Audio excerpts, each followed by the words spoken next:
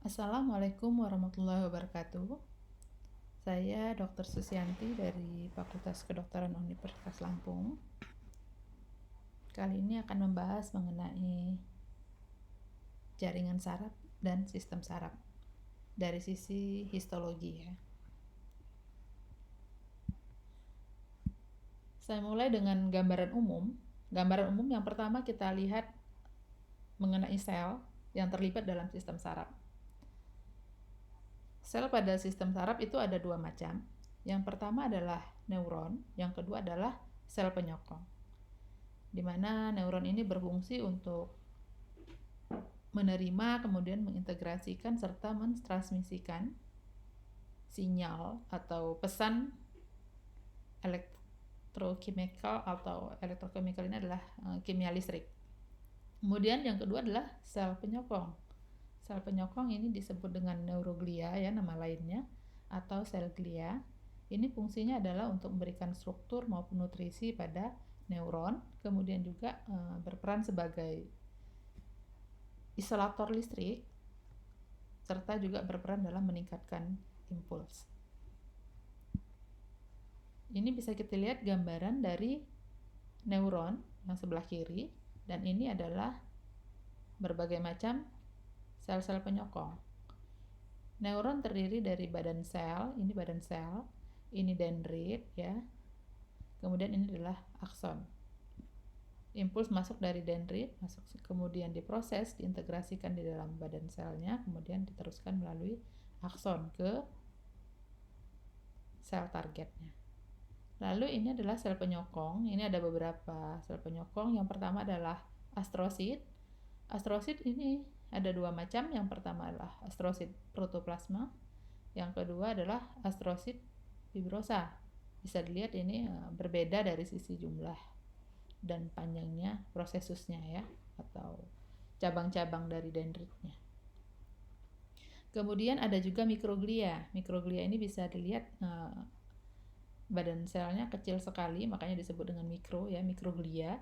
Lalu ada lagi oligodendrosit yang ditandai dengan sedikitnya tonjolan-tonjolan dari sitoplasmanya atau prosesus-prosesusnya. Ini cabang-cabang ini sedikit, makanya disebut dengan oligodendrosit.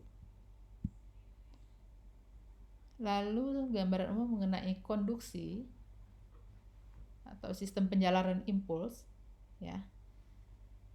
Mengenai propagated atau proses penjalanan ya, gelombang depolarisasinya dalam menghantarkan impuls pada persarapan ini. Saya rasa itu akan banyak dibahas nanti di kuliah faal. Tapi yang paling penting dari sisi histologinya, saya akan membahas bahwa nanti kita akan ketemu akson, itu ada yang bermielin dan ada yang tidak bermielin ya. Yang bermielin itu artinya ada selubungnya, di mana mielin ini dihasilkan oleh sel penyokongnya, nanti akan kita bahas. Dan yang tidak bermielin ini tidak ada selubungnya ya. Yang bermielin, akson yang bermielin itu impulsnya akan berjalan secara loncat-loncat atau secara salto yang disebut dengan saltatory. Kemudian kalau yang tidak bermielin itu akan berjalan perlahan ya, itu secara continuous. Jadi lebih cepat yang bermielin ya. Jadi karena dia loncat, kalau yang tadi berjalan saja gitu ya. Kemudian terkait dengan sinaps, gambar umum terkait sinaps. Apa sih sinaps ya? Sinaps itu adalah hubungan antara neuron dengan sel target. Bisa dari neuron ke neuron, bisa juga dari neuron ke sel yang lain. Misalnya pada saat kita bicara tentang kontraksi otot ya. Pada saat kontraksi otot itu sinapsnya itu dari neuron ke sel otot. Apa saja yang ada di situ ya? Selain ada target, sel target tadi, di situ juga ada yang namanya synaptic cleft. Untuk yang sinaps yang bersifat kimia ya. Sinaps yang bersifat kimia ini adalah kimia di sini artinya neurotransmitter, di mana nanti akan dikeluarkan melalui proses yang namanya exositosis. Dan ini akan melewati celah sinaptik yang suatu gap atau rongga atau celah ya, Itu yang sempit ya, antara neuron dengan sel target. Kemudian yang satu lagi adalah sinaps listrik. Yang ini adalah yang mengalir adalah ion ya. Jadi ion mengalir melalui yang namanya gap junction like complex. Jadi ada semacam kompleks atau ada perangkatnya yang memindahkan ion ya dari neuron ke sel targetnya ya. Kemudian mengenai subsistem dari sistem saraf itu dibagi, ada yang berdasarkan lokasi dan juga berdasarkan fungsinya. Untuk yang berdasarkan lokasi itu ada dua, ada sistem saraf pusat dan ada sistem saraf perifer. Sistem saraf pusat itu ada otak ya, kemudian juga ada medula spinalis. Otak ini ada cerebrum, ada cerebellum ya, di otak besar ada otak kecil, ada juga medula spinalis. Kemudian yang perifer itu di luar itu ya. Jadi nanti kita akan bahas yang perifer itu di luar yang tadi dari medula spinalis, kemudian akan ya namanya perifer ya. Jadi perifer itu kan pinggir ya artinya. Kalau tadi yang sentral, jadi yang di sumbu tubuh tadi dari otak ke medula spinalis. Nah, kemudian ada yang perifer ya, bagian pinggir ya. Lalu berdasarkan fungsinya, sistem saraf itu dibagi menjadi dua subsistem ya. Ada yang sistem saraf otonom dan juga ada sistem saraf somatik. Kita tahu kerjanya kalau yang otonom ini adalah yang tidak bisa kita kendalikan. Sementara yang somatik itu bisa kita kendalikan ya. Kita mengangkat tangan itu semua somatik. Tapi ketika kita usus kita melakukan peristaltik misalnya, atau kelenjar keringat menghasilkan keringat, atau pembuluh darah mengalami vasodilatasi, vasokonstriksi, itu semua adalah otonom. Dimana saraf kemudian juga ototnya berbeda ya, sehingga menunjukkan kerjanya juga berbeda. Nah, yang sistem saraf otonom itu ada pathway-nya, ada yang sensoris maupun motorik ya. Ini juga sama sebenarnya pada yang somatik juga, kalau sensoris sama motoris ya. Nah, di sini motoriknya ada yang preganglion dan ada postganglion. Ini masalah lokasinya ya, nanti kalau di praktikum akan kita lihat ya. Lalu tipenya ada dua. Ini didasarkan pada neurotransmitternya ya, yang membedakan. Kemudian juga lokasi-lokasinya ya, organ-organnya. Itu ada dua, yaitu ada simpatis dan ada parasimpatis. Dimana dua-duanya, simpatis dan parasimpatis, efeknya terhadap kinerja tubuh kita itu sesuatu yang berlawanan ya, antara simpatis dan parasimpatis.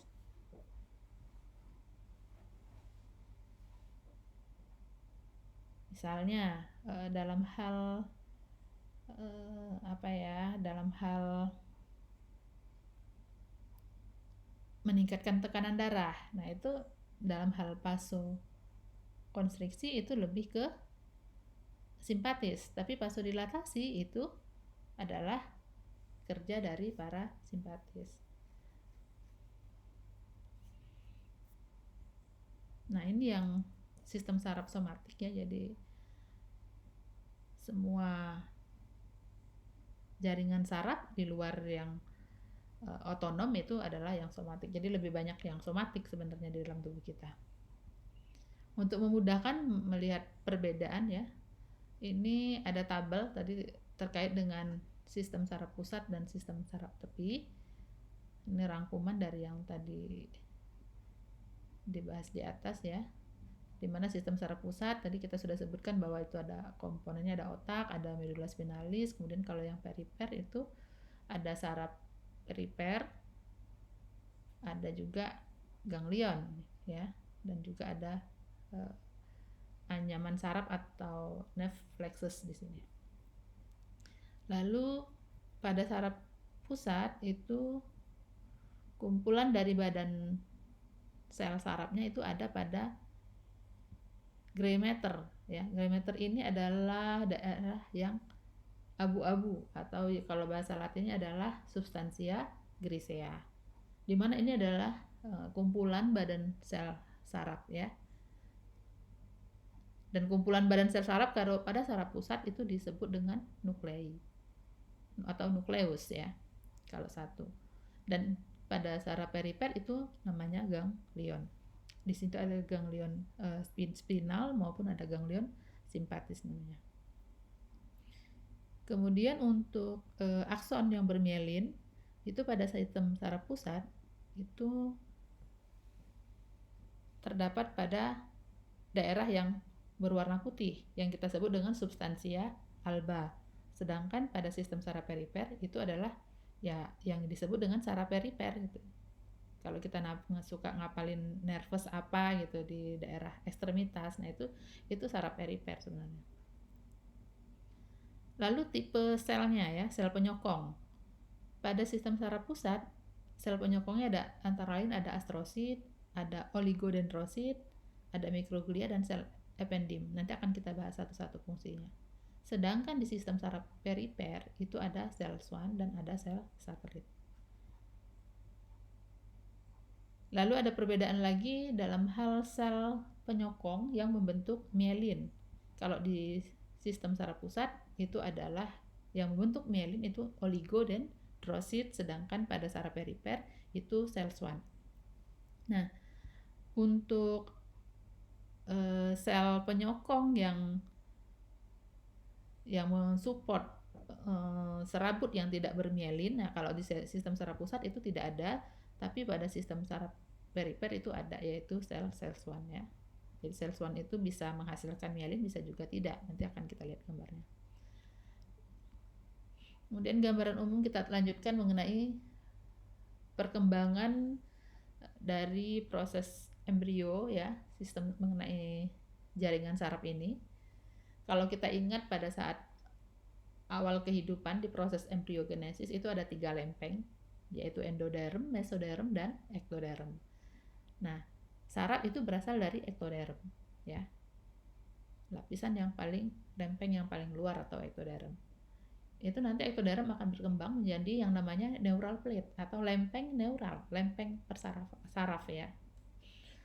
Lalu akan berubah lagi berkembang lagi menjadi neural groove atau semacam apa ya, semacam groove itu kayak cekungan atau paritan ya. Lalu akan berkembang lagi nanti yang cekungan tadi akan menyatu ya bagian sehingga bagian atasnya sehingga membentuk semacam tabung yang disebut dengan neural tube.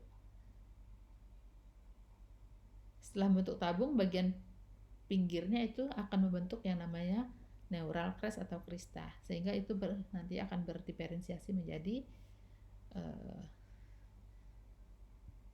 jaringan saraf. Itu selintas saja mengenai proses embriogenesisnya ya, kalian sudah bahas dulu pada saat kuliah di awal-awal anatomi ada yang namanya embriologi ya, pasti sudah bahas secara detail ya. Selanjutnya mengenai aging dan repair ya. Jadi proses penuaan maupun perbaikan pada saat terjadinya kerusakan pada sistem saraf. Kita tahu bahwa neuron yang matur atau yang sudah dewasa atau yang sudah matang itu tidak akan memiliki kemampuan untuk melakukan mitosis. Dan seandainya terjadi suatu injury atau kerusakan, dia pasti perbaikannya itu juga sangat-sangat sulit ya, karena sudah tidak bisa lagi bermitosis. Ya, kalaupun terjadi kerusakan mungkin yang masih mendekati daerah yang agak dekat dengan badan selnya ya, masih mungkin ya. Tapi itu pun agak sulit. Tapi kalau yang udah kerusakannya luas sekali itu tidak bisa, karena memang dia tidak bisa lagi bermitosis. Sedangkan beda dengan sel penyokong. Kalau sel penyokong itu masih bisa membelah diri.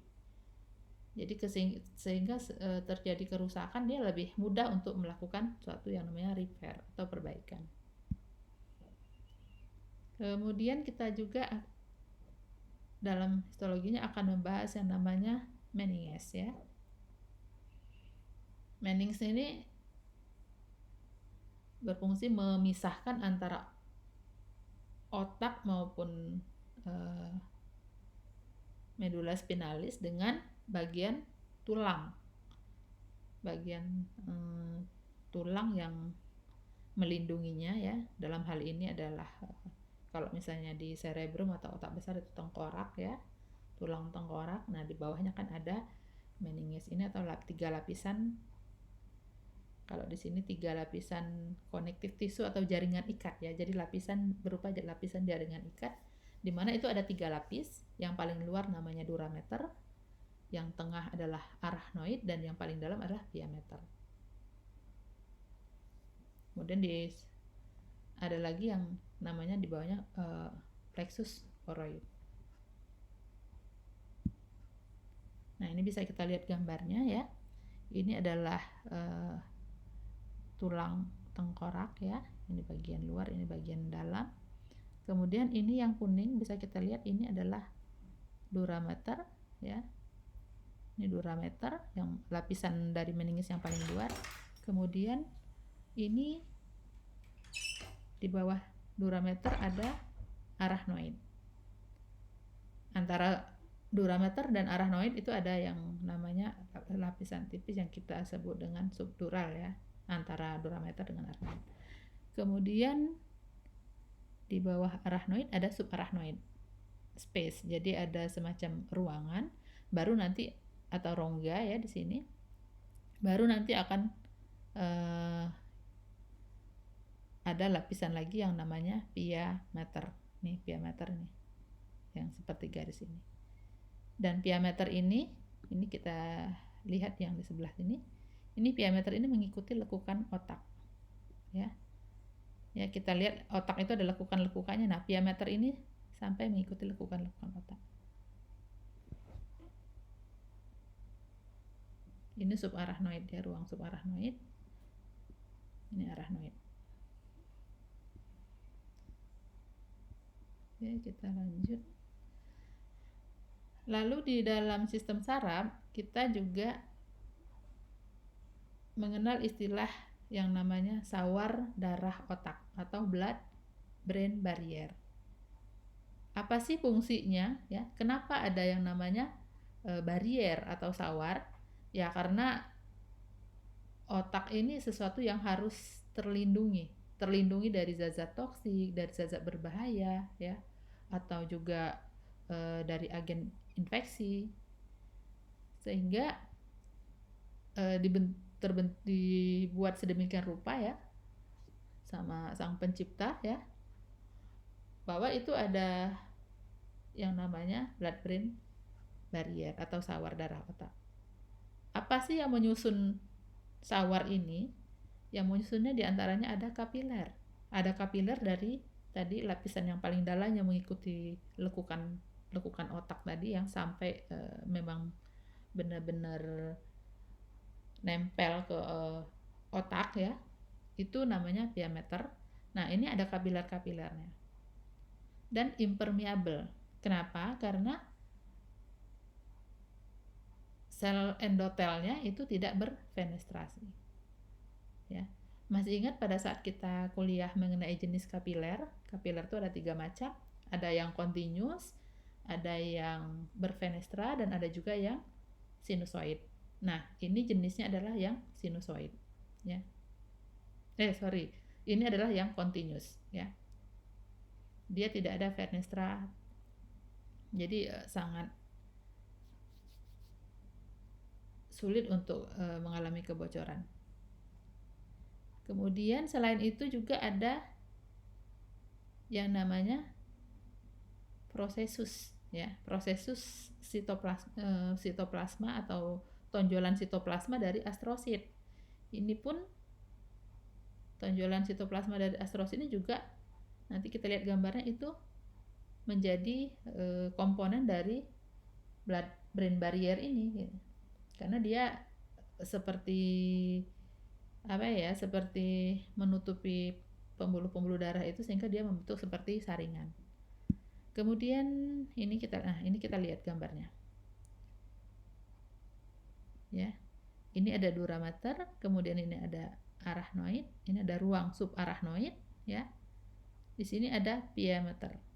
Diameter mengikuti lekukan otak. Nah, di ruang subarachnoid ini ya ada kapiler.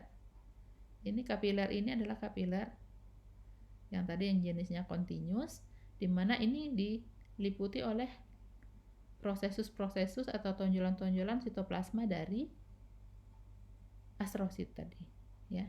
Ini kalau kita lihat seperti anyaman-anyaman. Jadi dia ikut menyaring juga ya. Untuk sesuatu yang memang berbahaya atau memang tidak digunakan untuk misalnya untuk nutrisi pada otak ya. Nah, kita bahas secara detail masalah neuron. Ini neuron tadi saya sudah tunjukkan di awal, ada bagian badan selnya, kemudian ada inti sel, ada anak inti atau nukleolus ya. Kemudian ini dendrit ya, dan ini adalah akson. Nah, ujung akson ini pada saat ada sinap bertemu dengan target selnya, itu dia akan menggelembung bagian ujungnya yang disebut dengan terminal button ya. Membentuk semacam gelembung. Ini bentuk neuron.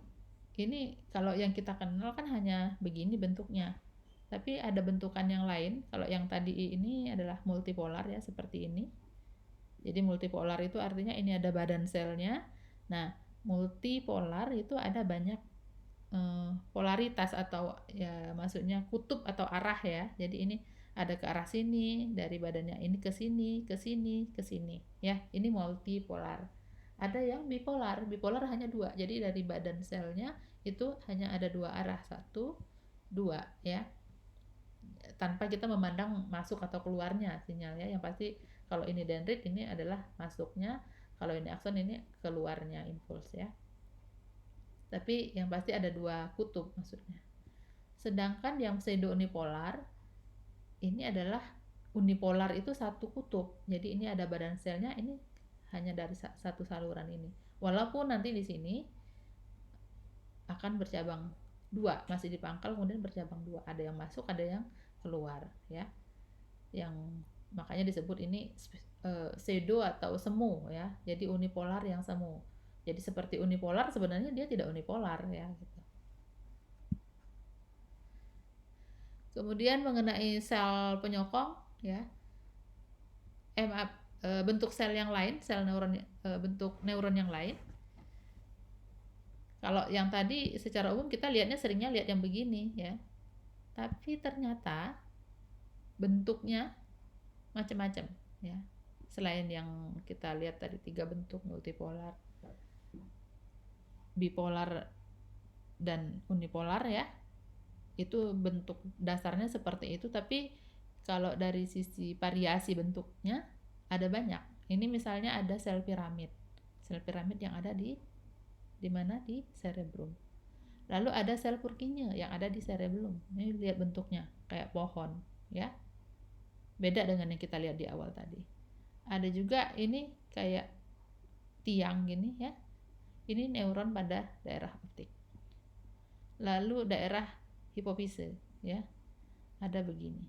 Kemudian ini daerah ini daerah spinal cord atau daerah medulla spinalis ya.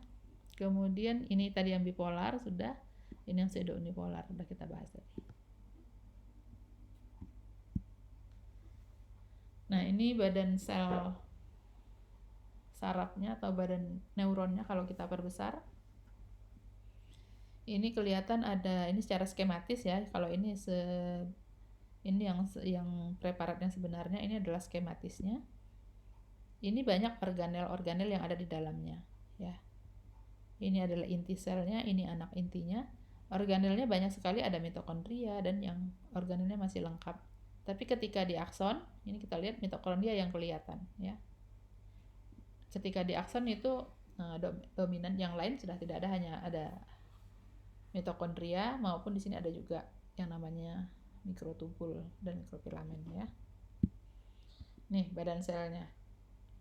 Badan sel itu nama lainnya soma atau perikarion, kadang disebut begitu, di mana fungsinya adalah untuk pusat sintesis maupun pusat pertumbuhan dari neuron. Nukleusnya cukup besar, ada di tengah ya, dan secara warna itu eukromatik, kemudian memiliki nukleolus atau warna inti yang menonjol dan juga heterokromatin. Sedangkan sitoplasma itu ada banyak organel yang ada di dalamnya, yaitu ada mitokondria, ada lisosom, ada sentriol ya, ada ribosom, baik yang free atau bebas ribosomnya maupun yang ada di dalam retikulum endoplasma yang kasar, di mana ribosom ini kita sering sebut dengan Michel's body. Kemudian ada Golgi ya, badan Golgi.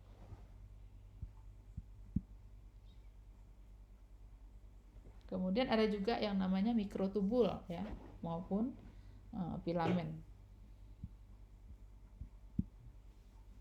Nah, ini ada gambar 3 dimensi untuk dendrit. Ini dendrit ya dengan pewarnaan khusus, dendrit. Kemudian ini adalah badan selnya. Lalu ini ada akson.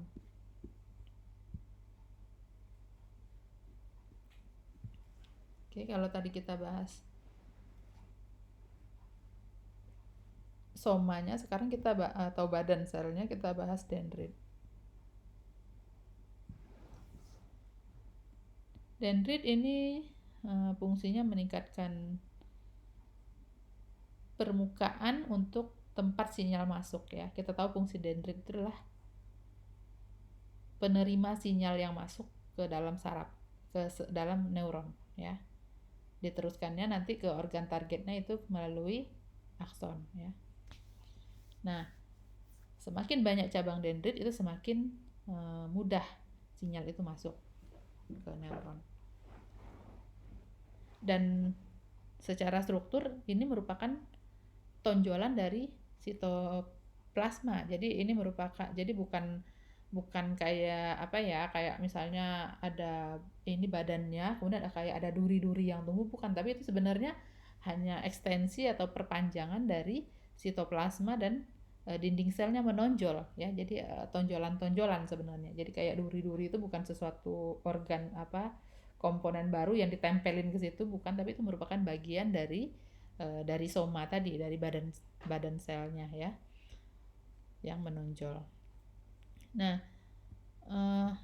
di sini sedikit sekali di dendrit ini adalah sedikit atau bahkan tidak ada badan Golgi. Sementara tadi di badan selnya itu banyak sekali ya. Kemudian ini akson. Nah, ini kebetulan ada R, ini adalah nodus Renvir, di mana ini adalah suatu lokasi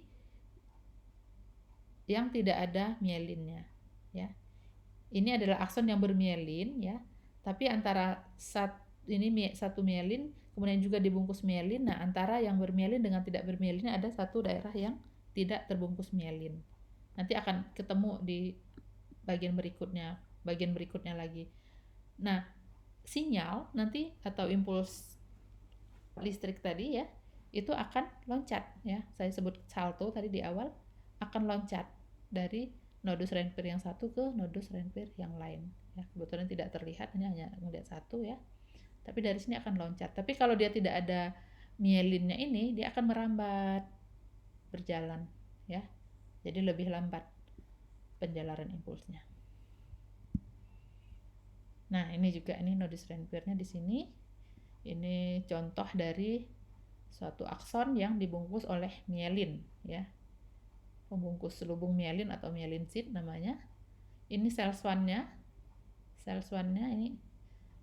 Jadi ini ada sel swan, ini adalah membran dari sel swan, dan ketika bertumpuk membentuk semacam selubung, ini yang disebut dengan selubung mielin ya. Ini akson. Ini satu akson, satu serabut ya, yang dibungkus dengan endonerium. Nah, ini contoh serabut saraf. Yang satu bermielin dan yang satu tidak bermielin. Ini bisa kita lihat, ini adalah sel swan ya, ini intinya. ini sitoplasmanya, ini inti sel swan. Kemudian ini akson, atau serabut saraf kita sebut. Ketika ini ketemu, kemudian mielin ini menjadi berlapis-lapis, ini akan bentuk yang namanya selubung mielin. Jadi kayak kalau kita potong begini nih, seperti kelihatan kayak kulit bawang ya, yang berlapis-lapis. Nah, beda dengan yang ini adalah yang tidak bermielin. Jadi ini tetap ada dikelilingi oleh sel swan ya. Ini bahkan satu sel swan bisa memberi nutrisi pada ada banyak akson.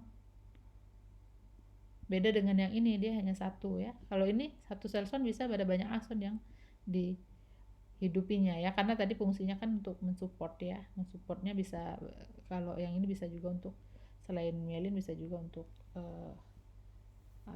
membantu. Nanti ada tugasnya sel satelit, tapi ada juga sel swan juga bisa untuk memberikan support ya terhadap serabut saraf atau akson ini. Nah, kita lihat akson ya. Setiap neuron itu memiliki satu akson. Beda dengan dendrit. Kalau dendrit tadi kan ada banyak. Nah, kalau akson itu satu saraf, satu neuron itu ada satu akson. Kemudian diameternya itu konstan dari pangkalnya yang keluar dari badannya sampai ke ujung itu konstan. Kalau dendrit tadi kan dari yang pangkal sama yang ujungnya dia lebih ramping ya. Nih kalau saya lihat ya, ini dendrit dari pangkal ke sininya dia semakin sempit sehingga ujungnya runcing. Nah tapi kalau akson ini tidak ya. Kalau akson dia nanti sampai ke ujung dia sama diameternya.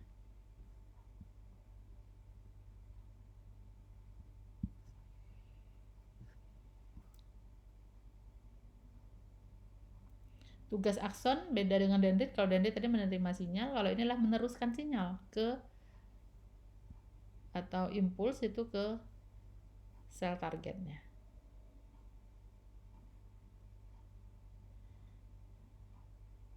Nah, ini di dalam akson ya.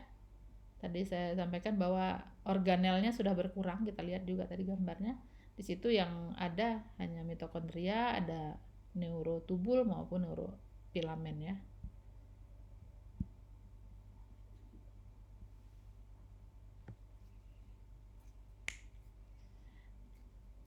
Membran akson itu disebut dengan aksolema. Kemudian bagian ujung itu membentuk semacam bulbus atau bentuk semacam tabung atau menggembung ya di bagian ujungnya, itu yang disebut dengan terminal button ya. Dan itu berada pada yang namanya membrannya ya, membran akson yang di ujung itu yang kita sebut dengan membran presinaptik. Nah, itu tadi neuron ya, sudah kita bahas neuron. Kita lanjutkan tentang sel penyokong. Sel penyokong ini ada banyak ya. Jadi jumlah sel penyokong itu 10 kali lipatnya dari neuron. Jadi kalau ada satu neuron itu kurang lebih 10 neuroglia perbandingannya ya. Jadi ada banyak sekali dalam tubuh kita itu neuroglia atau sel penyokong ini.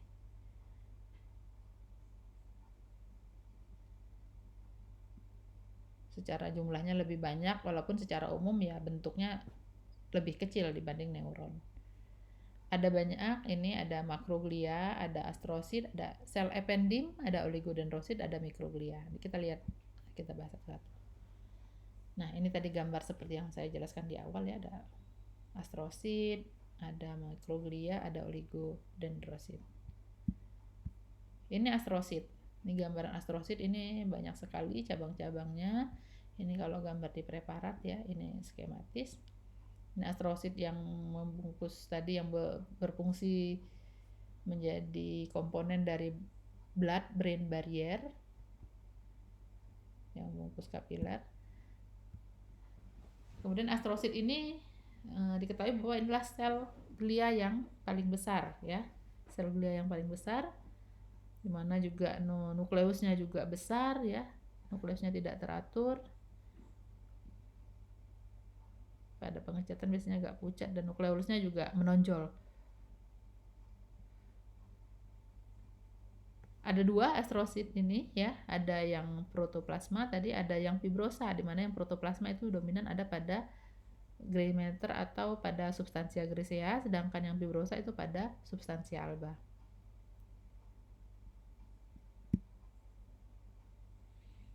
Nah, selanjutnya oligodendrosit ya. Oligodendrosit atau ada juga nyebutnya oligodendroglia. Ini bisa kita lihat bahwa yang seperti dendritnya ya, atau prosesus atau cabang-cabang sitoplasmanya dia lebih sedikit ya.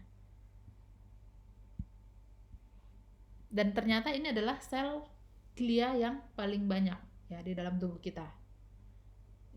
Kemudian dia ada pada substansia grisea maupun substansia alba. Tadi sudah tahu, sudah kita bahas fungsinya adalah membentuk mielin, tapi bukan pada saraf perifer, tapi pada saraf pusat ya. Kemudian ini yang kecil tadi, mikroglia, bisa kita lihat kecil sekali badan selnya ya. Ini kalau secara skematisnya. Ini perbandingan dengan neuron, ini ada neuron, ini ada mikroglia, jadi kecil sekali. Mikroglia ini kalau kita lihat memang sel glia yang paling jarang ya, paling sedikit dalam tubuh kita dan juga paling kecil. Adanya pada substansia grisea maupun substansia alba. Kemudian perannya itu adalah kalau pada jaringan ikat itu seperti makrofag ya. Fungsinya adalah sebagai fagosit.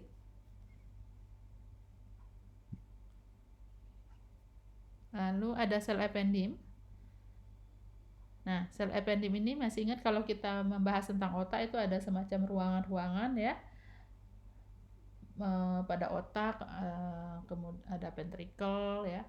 Kemudian ada pada medula spinalis ada kanalisnya yang di tengah. Nah, itu rongga-rongga itu dibatasi oleh sel ependim. Sel ependim ini berbentuk kuboid, jadi sel epitel kuboid, di mana sel ependim ini berfungsi untuk menghasilkan cairan ya, liquor cerebrospinal atau LCS yang ada di dalam saluran atau ruangan tadi. Nih, diantaranya adalah ruangannya ada ventricle, ada aqueductus ya dari otak. Ada juga kanalis centralis ya dari medula spinalis.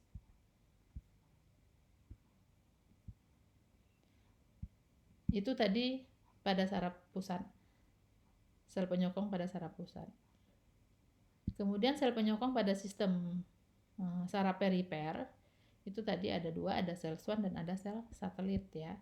Tadi kita sudah bahas sel Schwann, sebagian kita bahas. Nah, di mana membentuk mielin maupun yang tidak bermielin juga dibungkus oleh sel Schwann tadi ya, oleh membran dari sel Schwann.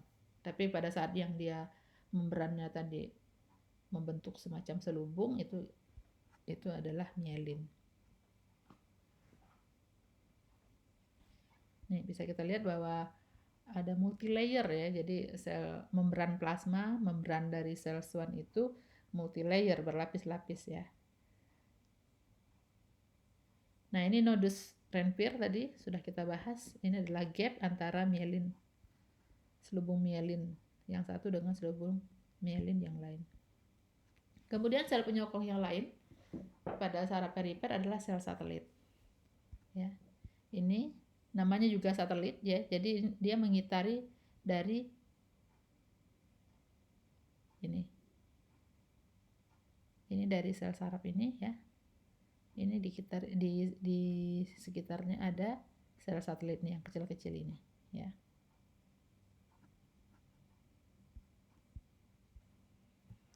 Nah, dikatakan di sini bahwa sel satelit ini merupakan modifikasi dari sel Schwann sebenarnya ya, yang bentuknya khusus ya.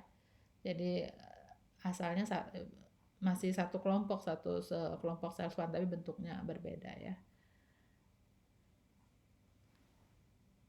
Yang ada di ganglion kraniospinal maupun otonom.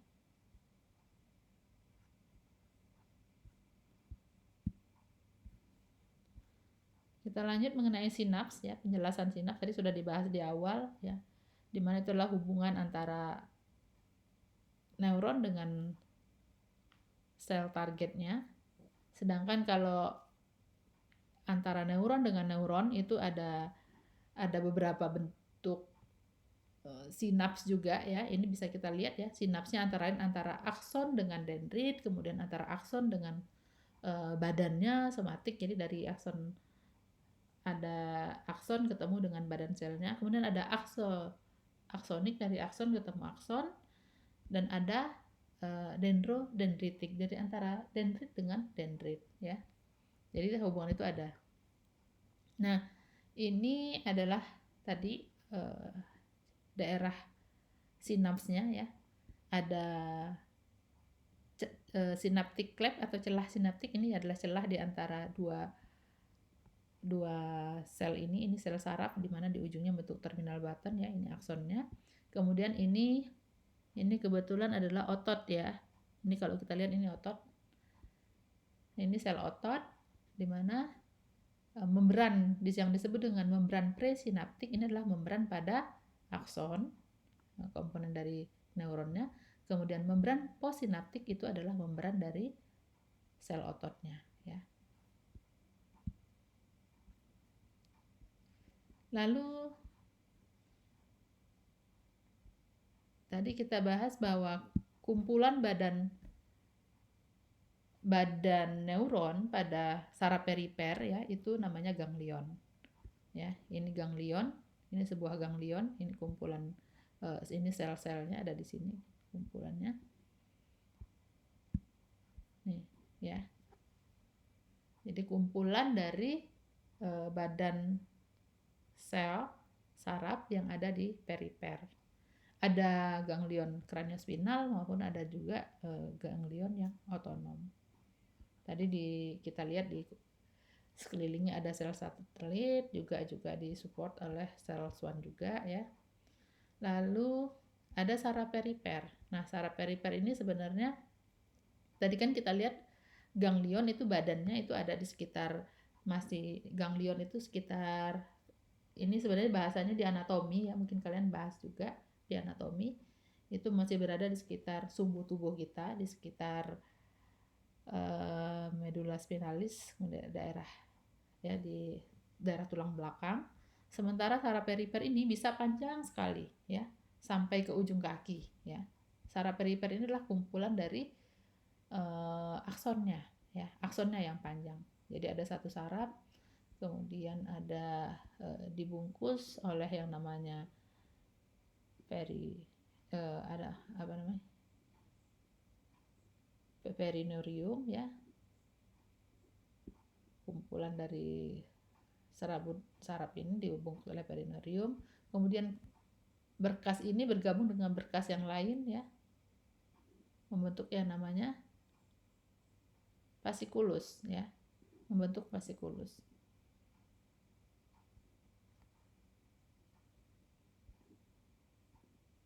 Fasciculus itu bergabung akan membentuk yang namanya, akan dibungkus oleh epineuron ya. Oke, saya ulangi. Jadi satu sel saraf itu dibungkus oleh endoneuron ya, endoneuron. Kemudian masing-masing serabut saraf tadi, misalnya aksonnya tadi ya yang kita bahas, itu membentuk yang namanya berkas yang namanya fasciculus. Fasciculus ini dibungkus oleh perineuron. Fasciculus bergabung akan dibungkus oleh epineuron nih yang di luar ini ya. Jadi kayak fasciculus itu mungkin kayak satu buah sapu lidi ya. Satu lidi itu adalah satu serabut sarafnya ya, misalnya aksonnya bergabung membentuk sapu lidi. Nah, sapu lidi itu yang diikat, satu sapu lidi itu adalah satu fasciculus. Kemudian beberapa sapu lidi kita gabungkan ya menjadi beberapa gitu, sehingga dibungkus oleh namanya epineuron. Nah, ini gambaran sistem saraf perifer ya. Ini adalah saraf perifer. Nah, itu tentang epineurium, perineurium, dan juga endoneurium tadi sudah dibahas. Ini saraf perifer ya. Jadi ketika bicara saraf perifer ini yang kita lihat di gambar ini adalah ini semua serabut. Jadi badannya tadi ada di ganglion, kemudian serabutnya panjang, misalnya seseorang yang kakinya panjang ya atau orangnya tinggi, nah itu bisa bisa lebih dari 1 meter itu serabut sarafnya yang ada di perifer ini. Karena ganglion atau badan selnya itu ada di sekitar vertebrae ya. Sementara aksonnya panjang sekali sampai ke ujung kaki. Nah, ini kumpulan aksonnya, kumpulan serabutnya. Ada yang bermielin ya, ada yang tidak bermielin. Saya kita lihat.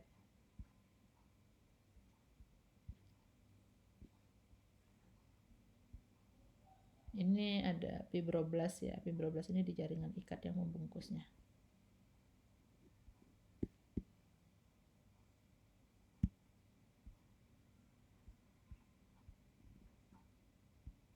Ini tadi sudah dibahas.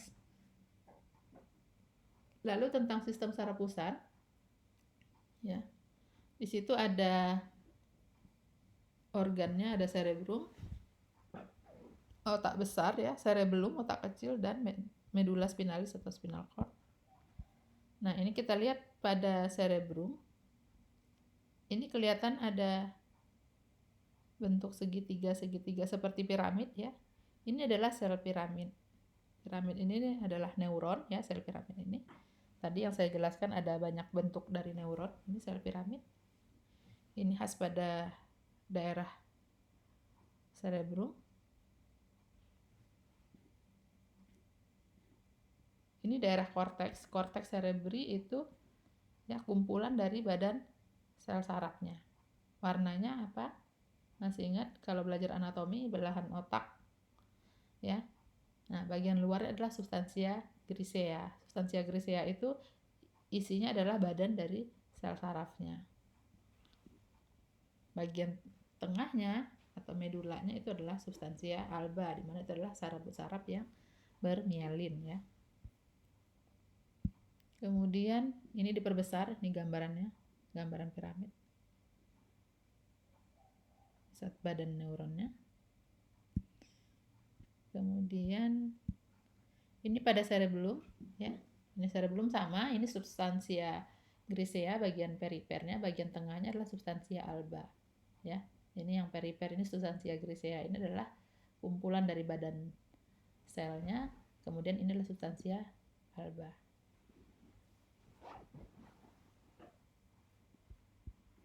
Di sini apa yang khas pada cerebellum nanti kita akan lihat ada yang namanya sel Purkinje. Nah, ini ya. Tadi lokasinya di sini. Sel Purkinje. Nah, ya ini khas bentuknya sel Purkinje.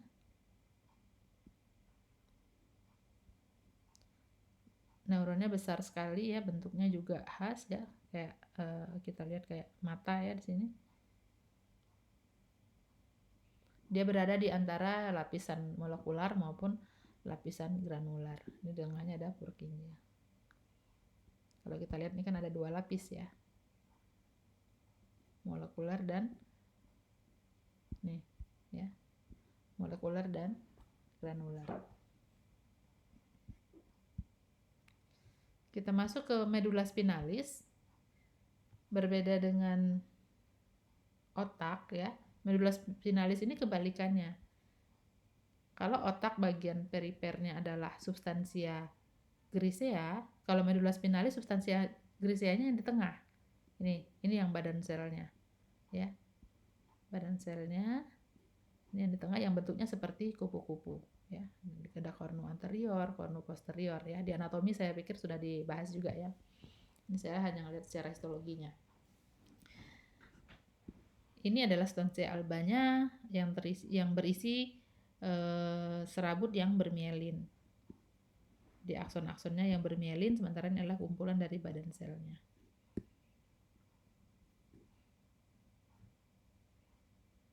Ini tetap sama seperti pada otak, itu ada yang lapisan yang paling dalam yang mengikutinya ini adalah pia mater ya. Kemudian ini ada ruang arachnoid, dan ini adalah yang paling luar itu namanya dura mater ya.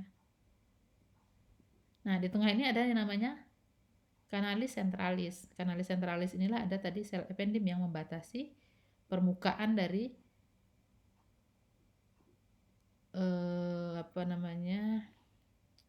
rongganya itu dibatasi dilapisi oleh yang namanya sel ependim yang merupakan sel epitel kuboid. Lalu terakhir, respon terhadap injuri atau kerusakan ya. Tadi sudah disampaikan bahwa neuron ini tidak memiliki kemampuan untuk membelah diri lagi untuk yang sudah matur. Sehingga kalau terjadi kerusakan itu sangat terbatas untuk dia memiliki kemampuan repair atau perbaikan ya. Beda dengan neuroglia ya. Neuroglia itu memiliki kemampuan untuk bermitosis. Nah, ini untuk badan selnya masih ada kemungkinan ya di sini walaupun terbatas ya untuk melakukan perbaikan. Kemudian pada akson itu kalau masih di bagian proksimal itu masih memungkinkan untuk adanya sedikit regenerasi, tapi kalau bagian distal yang kena itu sudah sulit, sudah biasanya akan mengalami degenerasi ya, bahkan menyebabkan kromatolisis atau neuroma. Ini ada gambarnya ya. Nih ada gambarnya. Bisa menyebabkan kromatolisis atau juga bisa menyebabkan yang namanya neuroma. Ya.